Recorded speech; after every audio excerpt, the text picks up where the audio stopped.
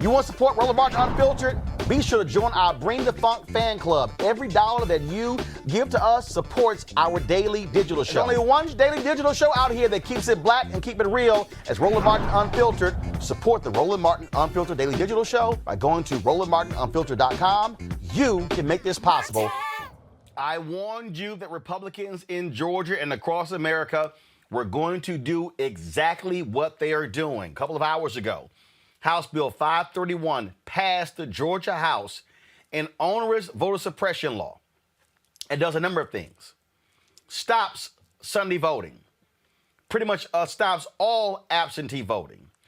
Folks, it is a shameful and despicable bill that we must target because this is what they are going to do to steal future elections. Joining us right now is Barbara Arnwine with the Transformative Justice Coalition. Barbara, glad to have you on Roland Martin Unfiltered. We've been covering this story consistently. I told folks after Biden-Harris won, after John Ossoff and Raphael Warnock won, this was going to happen. What Republicans are doing in Georgia is what they want to do all across the country. We heard it from that crap yesterday with Donald Trump at CPAC. They're talking voter integrity. No, this is pure voter suppression, and it's all about stealing elections. Absolutely. And they are doing this everywhere. There are 255 voter suppression bills pending in 43 states.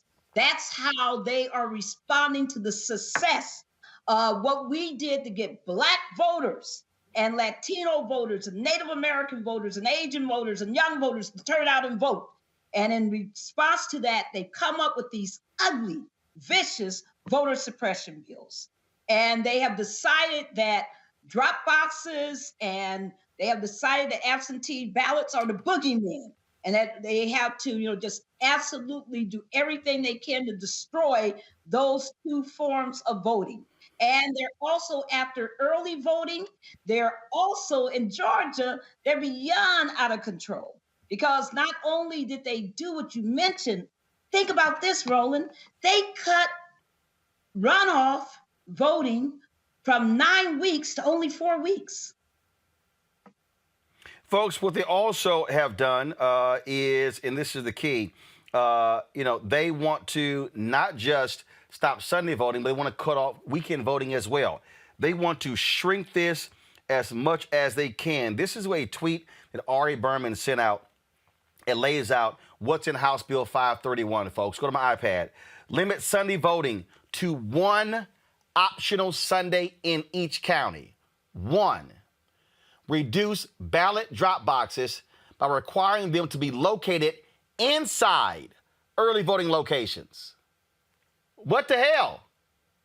Require a driver's license number, state ID number, or copy of photo ID to vote absentee. Sets a deadline, y'all, look at this one. Sets a deadline to request absentee ballots 11 days before Election Day.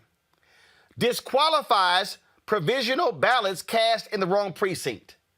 Ban outside funding of elections from nonprofit organizations. Prohibits governments from mailing unsolicited absentee ballot applications. Creates instant runoff voting for military and overseas voters. Schedules runoffs 4 weeks after Election Day rather than the current 9 weeks. Prevents, y'all, this is how bullshit these people are. Prevents free food and drinks for voters waiting in line to vote and restrict early voting buses to emergencies. If y'all want to understand how sadistic and pathetic these people are, they literally are saying you can't pass out water. Remember, this all started during the runoffs. When we were there on the ground, as you know, Roland, I was there, I lived in Georgia for 2 months, did nothing but work with all those great groups like Helen Butler's, Georgia Coalition for the People's Agenda and so many other great groups, including Latasha Brown's Black Voters Matters. And we saw this where all of a sudden, because people were grateful to get some help after standing in line for 2 and 3 hours, They were grateful to get some kind of food, some kind of assistance.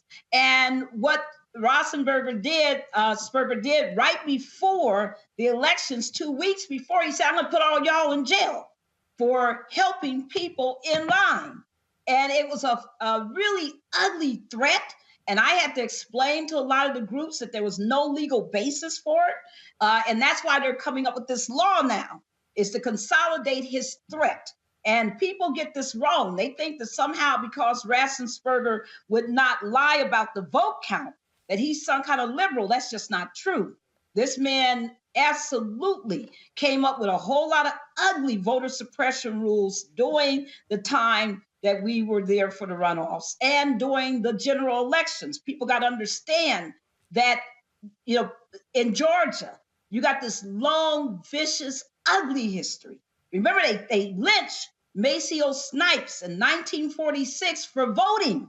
Remember that they killed and assassinated people down in Early County 100 years ago for voting.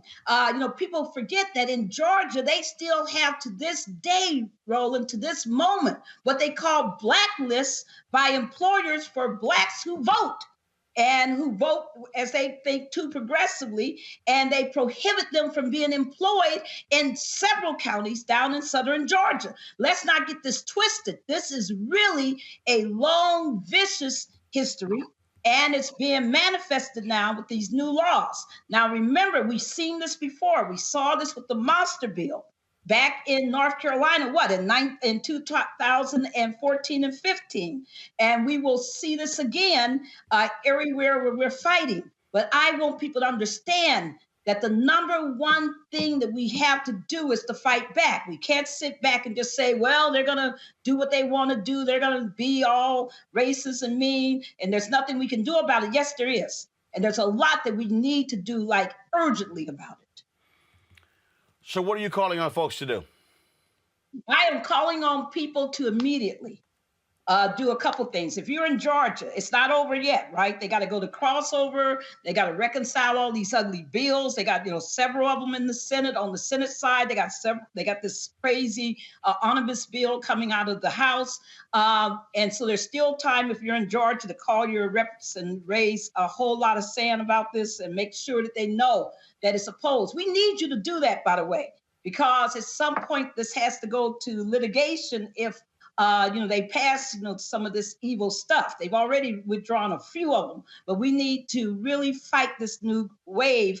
And what we want to do is make sure that people complain. That's first. But secondly, and more importantly, is we've got to talk to these Democrats in the House of Representatives, the U.S. House of Representatives, those on the Capitol, in Congress. We got to tell them, and we also got to tell those senators that they must pass the John Lewis Voting Rights Act.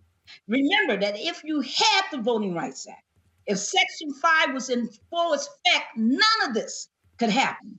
None of this would be legal. None of this would be acceptable. They're only doing this because they know that they're, within very short period of time, they see their political futures gone, but they also believe that there may be congressional passage of the Voting Rights Act. So that's why they're trying to jam and rush all of this through as emergency legislation. So it's very critical that you're calling right now your senators and you're telling them to do everything they can to pass what's called H.R. 4 coming over to the Senate, which is called the John Lewis Voting Rights Advancement Act. And you need that. I know there's a lot of emphasis on H.R. 1, and that's great, and that's necessary, because it would help with some of these problems. But we need H.R. 4 because it not only would stop all this voter suppression, it also will help when we get to redistricting, which is coming up in the fall. We got to think, strategically, long-term, and very well. But at this point, unless the Dems and others in the Senate, take steps to not make sure there's no filibuster, the John Lewis Voting Rights Act, unless we do that, we're going to be in these battles for years in every single state in the union. 43 is almost all of them. So we need everybody on board. Don't sit back and think that you don't have a dog in this fight. Don't think every one of you got a senator. Every one of you have a voice. Every one of you can call that hotline, that congressional switchboard at 202-224-3121. That's 202-224-3121. All right, Barbara Arnwine, we surely appreciate it. Thank you so very much. Thank you very much. All right, folks, back to our Roland Martin Unfiltered video in just one moment. It's time to be smart. When we control our institutions, we win. This is the most important news show on television of any racial background. Y'all put $2, $3, $4, $5, $10, $15, $20, $30 on this and keep this going. What you've done, Roland, since this crisis came out in full bloom. Anybody watching this, tell your friends. Go back and look at the last 2 weeks, especially of Roland Martin Unfiltered. I mean, hell, go back and look at the last 2 days. You've had sitting United States senators today, Klobuchar and Harris. Whatever you have that you can bring to Roland Martin Unfiltered to support it, please do, because this information may literally save your life. Watch Roland Martin Unfiltered daily at 6 p.m. Eastern on YouTube, Facebook, or Periscope, or go to RolandMartinUnfiltered.com. Support the Roland Martin Unfiltered Daily Digital Show by going to RolandMartinUnfiltered.com. Our goal is to get 20,000 of our fans contributing $50 each for the whole year. You can make this possible. RolandMartinUnfiltered.com.